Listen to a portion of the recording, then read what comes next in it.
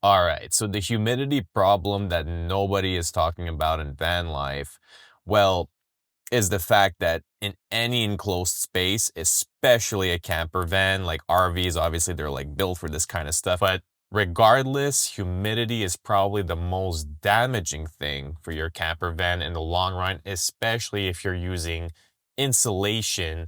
Fiberglass insulation is a bit more prone to this. Obviously, mineral wool is designed for that kind of stuff, but regardless, you don't want to have humidity building up in your van. And the first and most important thing I'm going to recommend, and I do have videos showing you guys how to do this, is to install a roof vent. So the roof vents, it's a little intimidating because you're going to be cutting into the roof of your van if you're converting like like a Transit or a ProMaster or something.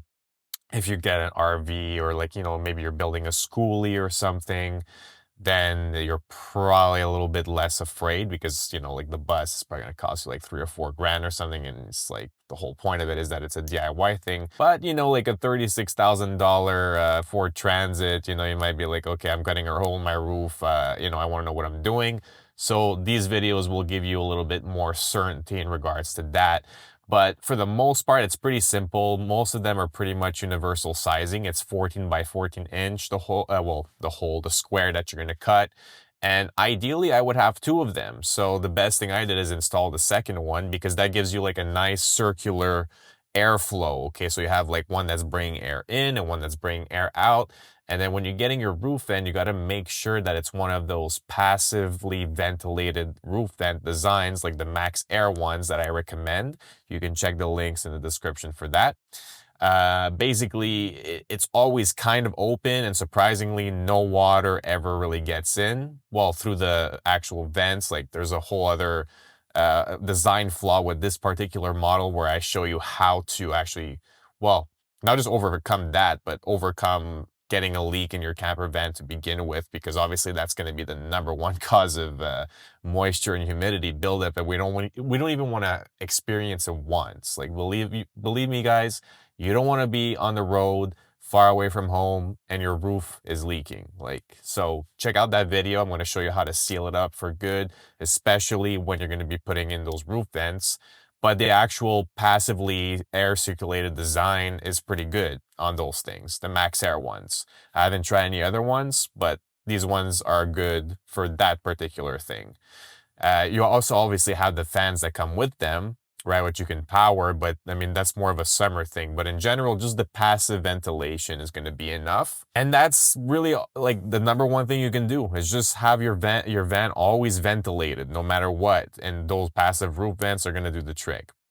So that's number one. Number two is if you're going to be living in, colder climates and stuff, is going to be the actual way that you're going to be heating your van. I'm going to tell you guys straight up, if you're using propane or thinking of using propane, like just forget about it. It will add moisture. It is the worst possible way to heat a camper van. RVs, that usually is like a pretty default thing that most of them come equipped with, is the propane heating. Just don't do it. It's just not worth it. It's also like obviously dangerous a little bit more, because, well, I mean, it's obviously designed to be safe, but I mean, in reality, it's a lot more dangerous than the alternative, which is diesel.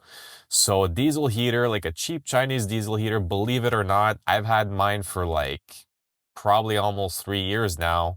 Never had a single problem with it. It's a Vever, but there's other brands, and obviously you can go for like a Webasto if you really want, but in my opinion it just really doesn't justify the price. Like you can just buy like a new Chinese diesel heater every year if you're worried about that, but they will last at least a year and a lot longer if you learn how to take care of them properly. And I'm going to make another video about that, so make sure to check that one out. But for the most part, diesel heaters have two functions: heating up your space really efficiently with almost little to no electricity. That's the number one thing, right? And the number two thing is that it actually dries the air, because the diesel heat is just the driest possible heat you can have.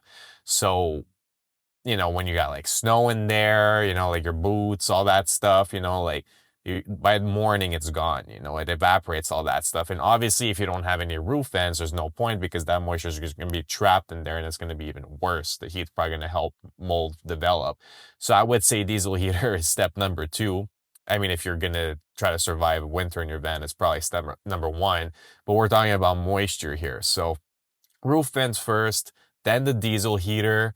And then honestly, the only other third thing I can think about is the damp rids. And if you've done step 1 and 2, you might actually just be amused to look at it every day and just see that there's absolutely no water building up inside of it.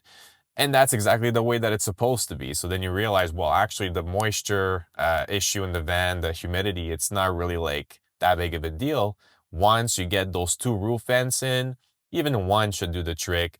And you heat that thing up with a diesel heater in the winter. And in the summer, I guess bonus tip is, when you're going to be working in your van, because hopefully that's what you're going to be doing in your camper van, is taking advantage of being able to work wherever you want in the heart of nature, is just open the back doors and the side door, and you get this beautiful draft. Even on the hottest days, it'll like cool down your van.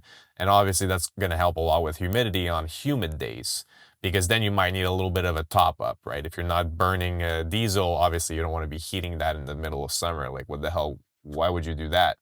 But then, Mother Nature does its job in the summer. Just ventilate it, okay? And give it a little help on humid days. And obviously you don't want to be crammed up in there on a humid day. It just doesn't make sense. So that's basically what all there is to it, guys. So if you want to deal with the humidity issue in your camper van, I wanted to prepare you guys by you knowing this beforehand, before you cause any damage to your camper van. And well, when you end up doing that, well, you actually can enjoy van life, and it's not such a burden, because if you don't have this stuff under control, guys, it's going to be living hell. So don't forget to like, share, and subscribe, and I'll see you guys next time. All right, guys, that's it for this one. If you're building something that's meant to last, whether it's a camper van, a business, or just a better way of living, I'm glad you're here. Everything I use, recommend, or offer is linked in the description. Take what works, build your own blueprint, and I'll see you in the next one.